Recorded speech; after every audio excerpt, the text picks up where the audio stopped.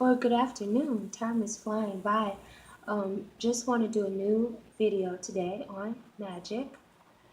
And first things first. So I had a subscriber say to me that everybody wants to provide these videos, but nobody ever gives proof on how it works, why it works. So first thing I'm going to talk about is the fact that I've done magic for a long time, but you know how sometimes you just forget.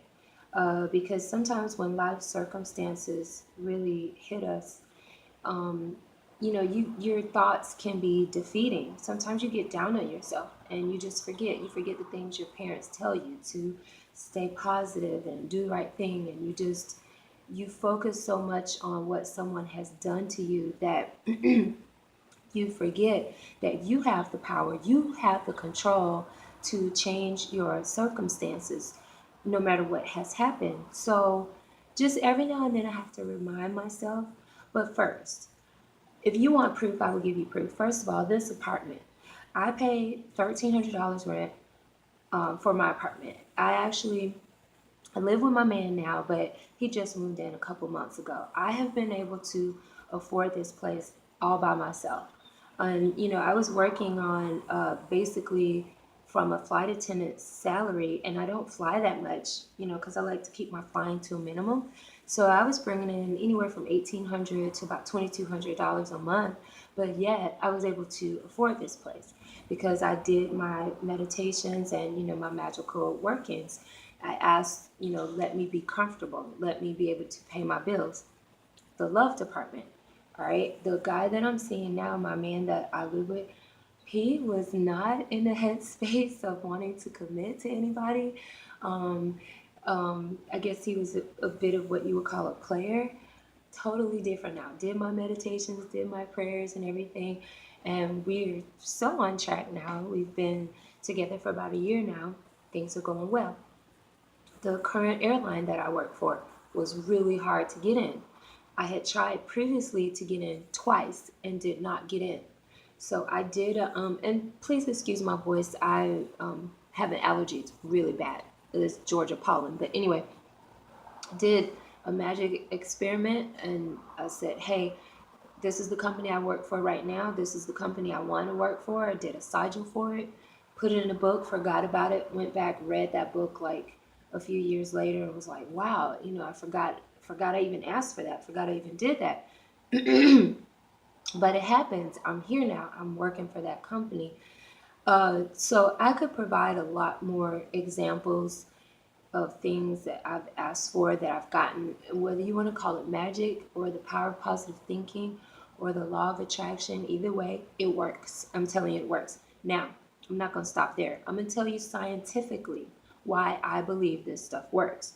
Now, if you look up the terms quantum entanglement and non-locality, I wrote down some notes on this. I read a lot of Michio Kaku and Michael Talbot, a lot of different science books, and sometimes I'll see one thing in one book and I'll go back and reference it to another book and I'll tie these things together. Now, non-locality describes the apparent ability of objects to instantaneously know about each other's state, even when separated by large distances, even billions of light years away. somebody's awake now. Um, Almost as if the universe arranges its particles instantaneously in anticipation of future events. Non-locality occurs due to the phenomenon of entanglement, whereby particles that interact with each other become permanently correlated or dependent on each other's states and properties to the extent that they lose their individuality and in many ways behave as a single entity. Now, this has been proven in science experiments over and over and over again. It's a fact. It's been proven. You want proof? Look up the experiments, the Bell's theorem from 1964, John Clauser and Stuart Friedman from 1972, and Anton Zeilinger. He has those teleportation experiments. And basically what they're doing is they're looking at electrons and particles that are wide distances apart. They do something to one particle and it makes them both behave in the same way, even though they've been separated and distanced from each other. So what this means is that we can communicate along large distances, number one, and number two, it means we are all connected. So once again, hey, I'm not telling you what to believe. I'm telling you what has worked for me. And I will always, always give you my sources. Now, Einstein on non-locality, he said these are spooky actions at a distance. You know, I love scientists and things like that. So what I have for you today are three magical workings. Three magical workings. Now, the first one we're going to do is a love spell. Who doesn't need a good love spell? All right, so first the diagram. This is what you're going to draw. Hopefully you can see this okay. You have a circle within a circle. You're going to put the initials of the person you love or write their name out within the first circle. You have a cross. It should be a little bit longer.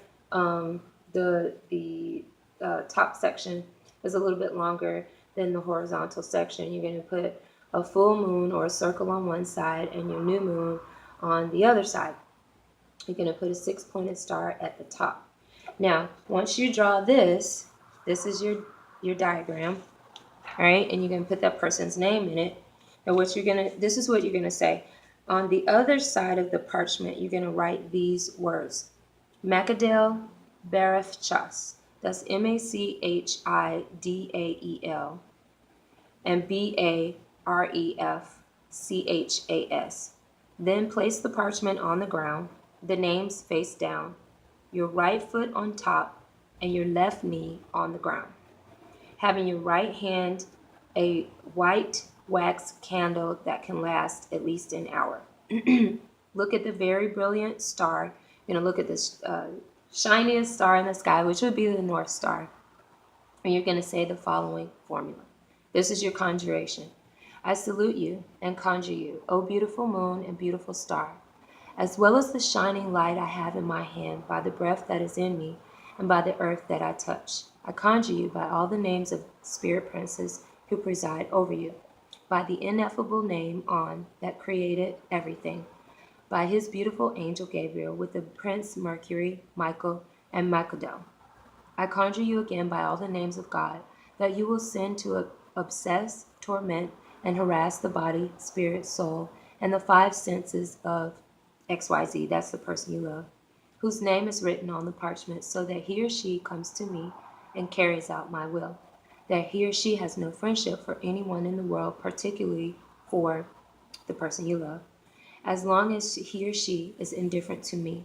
He or she shall not endure. He or she will be obsessed. He or she will suffer and be tormented. Go now, immediately. Melchadel, I might be saying that wrong, Berefchas, Zazel, Tiriel, Michael, and all those who are under your command, I conjure you by the great living God to send her immediately to accomplish my will, me, in your name. I promise to satisfy you. Now, where am I getting this? You know, I always provide my sources so that you can check out the information for yourself. This is Papal Magic. And you want to know who wrote this? Simon. Remember the Necronomicon? The same person. I'm sorry, ain't nobody stronger than the Pope. The Pope. So this is Papal Magic. This is strong, powerful stuff. And once again, let me show you your symbol that you're going to draw. That's your love spell for the day. The second thing that we're going to look at is how to make a magic circle.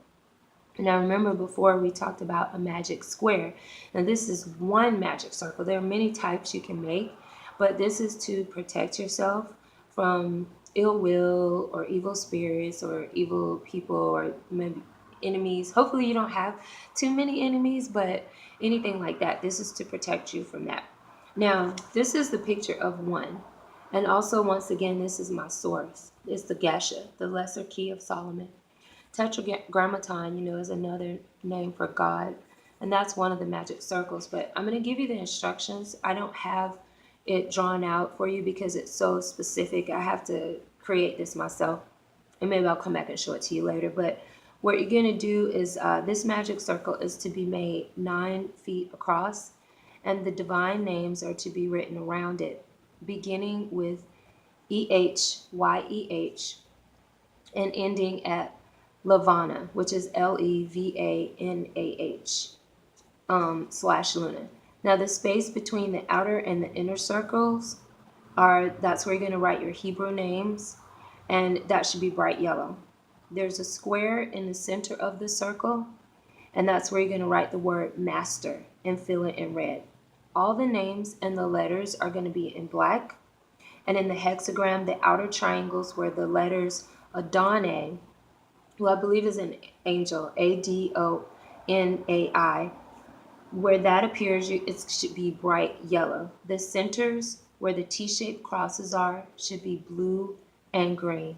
And once again, on the pentagram that's inside the circle, in the outer triangles, because you know there's the star that you put in the middle, in the very middle, that's where you're going to write tetragrammaton, and that should be bright yellow. So now once again, for your source, so you can check this out yourself, is the Geshe, the Lesser Key of Solomon. The last thing that I'm going to look at, oh, this is special, this is really powerful stuff, is any new project that you start, whether it's a business or a new venture or traveling, anything like that. I'm going to tell you a spell to say anytime you're starting a new project. This comes from the ancient Egyptian Book of the Dead, which is one of my favorites. All right, this is what you're going to say anytime you're starting a new project. Make your cable fast, for there is no opposition to you. The bleared eye of Ra is covered. He will be a worthy spirit in the realm of the dead, and he will not die again in the realm of the dead, and he will eat in the presence of Osiris. As for him who knows it on earth, he will be like Thoth, or Thoth. He will be worshipped by the living. He will not fall to the power of the king or the hot rage of Bastet, and he will proceed to a very happy old age. That is a spell to be said when the moon is new on the first day of the month. Now that is spell number 135. And that, again, that's in the ancient Egyptian Book of the Dead. Now, according to the Witch's Almanac, and I'll have to check this. You know, I like older sources for information when it comes to spell work, because I just feel like it's more believable. But anyway, according to the Witch's Almanac, new projects should be initiated when the moon is waxing. That means when it's going from dark to full. When the moon is on the wane, from full to dark, it is a time for storing energy, and the wise person waits. So according to what was just said in the ancient Egyptian Book of the Dead, that sounds about right to me. Now, a couple other sayings, more proof that this stuff works. God is not dead, Amit Goswami. Just a real quick experiment here. I want you to look up the experiment by Grinberg and Zeibelbaum in 1993. This was another experiment on non-locality. I'm telling you why magic works, how it works. This is your proof. And from Cosmology of Consciousness, this was done by Roger Penrose and a few other people.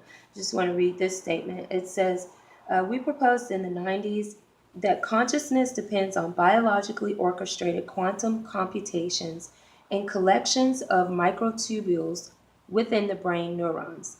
That these quantum computations correlate with and regulate neuronal activity, and that the continuous Schrodinger evolution of each quantum computation terminates in accordance with the scheme of quantum state. So this particular thing is that quantum gravity process related to the fundamentals of space-time geometry suggests a connection between brain biomolecular processes and the fine-scale structure of the universe. So what that means is that your thoughts and the world out there and the universe are all connected.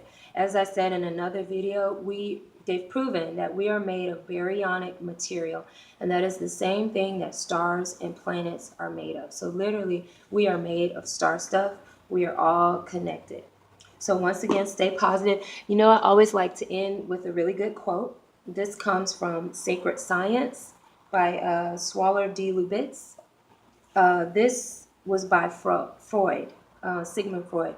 He said, magic introduces man to a technique which makes him master of spirits and souls, which allows him to dominate nature, both animate and inanimate, and it is the technique of animism. So hopefully I gave you some good information. Everybody, take care.